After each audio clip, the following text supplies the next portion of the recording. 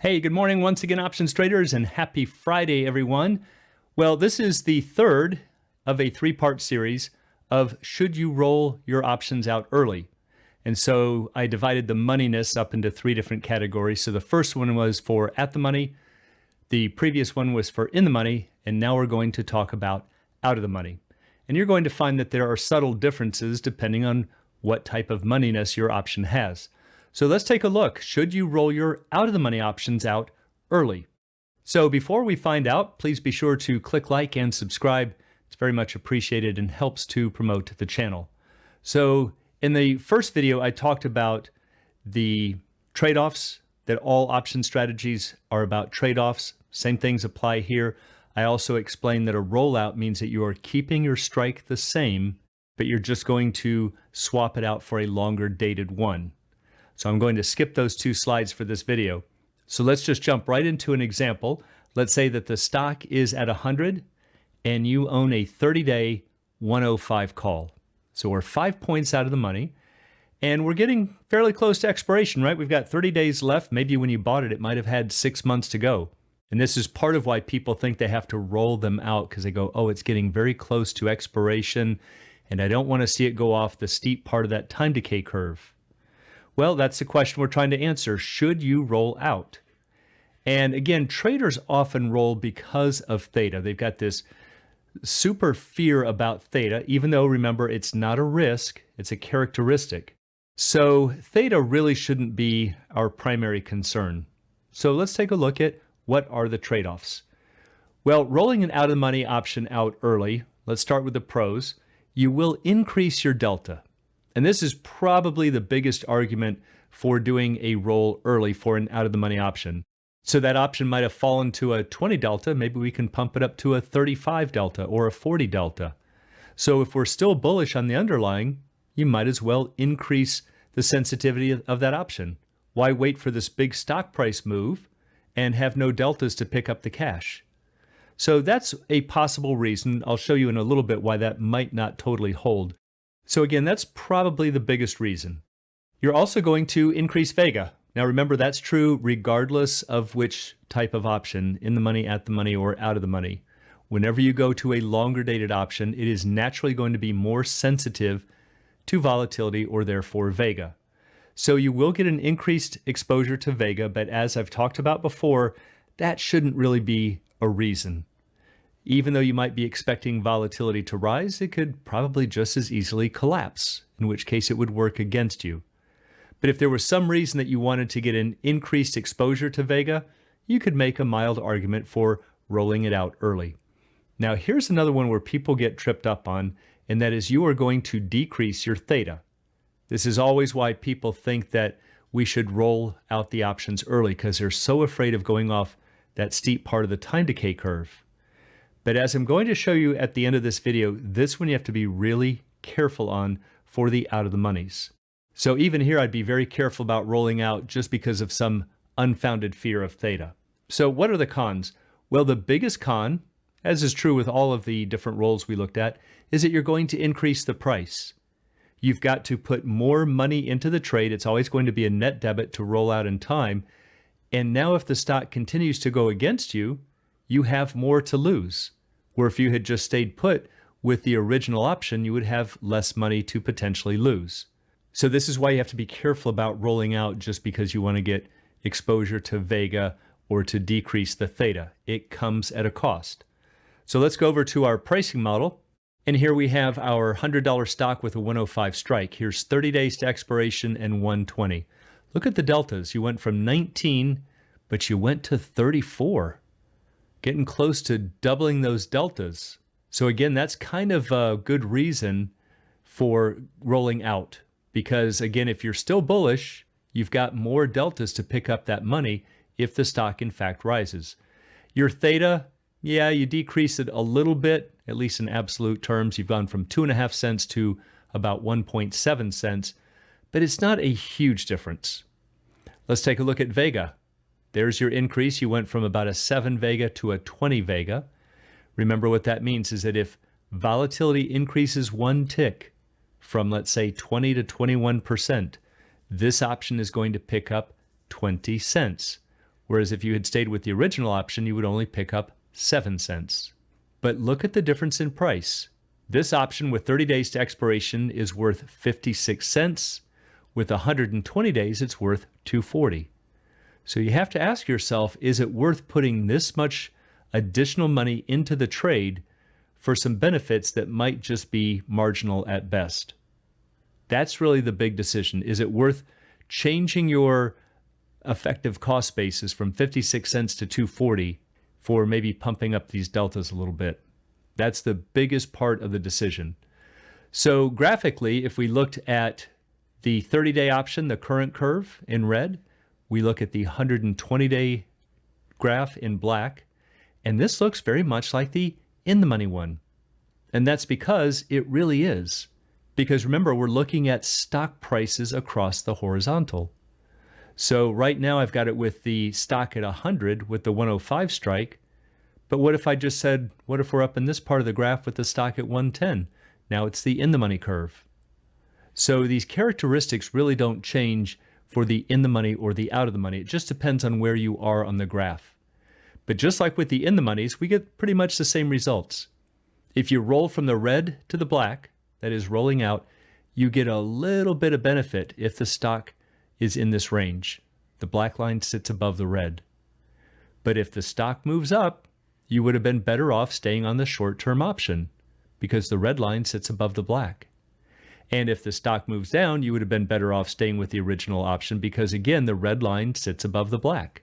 You would have less to lose. But once again, you could benefit through here if that stock price rises. This is mostly from increasing those deltas. Your slope's a little bit higher on this black line compared to the red. But this is the big trade-off. Is this little bit of benefit right here worth it for potentially losing a lot more money down here and also giving up these opportunity costs, these gains, if the stock in fact takes off? This is really the range of the benefits. So now let's take a look at the black line minus the red line. So as I explained in the previous videos, this is if we have, let's say, two traders. One has the 120-day option and the other has the 30-day option. And we're just going to take the P&L, profit and loss, from the trader here in black, the 120-day option, minus that of the 30-day option. And if we do that, just think of it as black minus red. This is what we get. So just like with the in-the-money, we have this small range of a benefit. It's not much. It looks like it's maybe 75 cents right here. But look at the differences in the losses. If the stock makes a big drop, this is because you had to pay more money to roll it out. And if it goes up, it becomes a lost opportunity cost. So it's really if the stock kind of stays at its current level of 100 or maybe rises a little bit, which again was your expectation, and you're just picking up this little bit of area here from the additional deltas. But again, you have to say, is that really a massive benefit over a very large range? That's a decision you have to come up with, but that's really what the decision entails. So why roll an out-of-the-money option out early? Well, the main reason for rolling an out-of-the-money option out early is to gain deltas. But remember that you are investing more money in exchange for a larger return. So in a way, it's like buying a fractional option.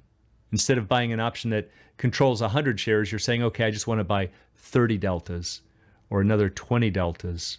You're putting more money in exchange for a higher return. So it's not coming for free, it's just another investment disguised as a roll out. But if you're not willing to buy another option at the current levels, for whatever reason, you have to question about rolling out just to try to block time decay. So out of all of the rolls, rolling an out-of-the-money option out early might have some merit. Notice I said may. Doesn't mean that it's guaranteed to, but this is the biggest potential reason. And that again is the fact that you are increasing your deltas. But it comes at a cost because you are investing more money, so you might lose more. Now, I did say earlier that you have to be careful about this idea of wanting to roll out to reduce theta. So to see why, I'm going to do just a quick explanation of it in an Excel spreadsheet. I might do a more detailed video in the future, but let me just at least show you why you have to be careful about rolling out just because you're trying to decrease theta. So here's an Excel spreadsheet, and here are the days to expiration. These are just numbers in a pricing model. So I've got 90 days to expiration, and we have the stock at 100 with the 105 call. So the values here in this column are just theoretical option prices under those conditions. And then this is the theoretical theta right here, which is this blue graph. So the thing that you first want to notice is that your theta curve doesn't have that typical where it kind of slopes off gently and then goes off the steep end of the curve. It kind of goes in straight lines. Once it rounds this corner, then it's still a fairly straight line. It's just steeper. But if you're rolling from, let's say, a 30-day option to a 60-day or to a 90, you're just sitting on this linear part. And that's probably not going to resolve the issue of time decay. So to see why, let's say that you have a 30-day option right now that is worth 64 cents. And your fear is, well, if I wait for 30 days, it's going to go to zero. So let me roll it out. All right, let's roll it out to the 90-day option that is trading for 204. Well, take a look at this. If you have an option that is worth 204 and 30 days later, it's worth $1.40.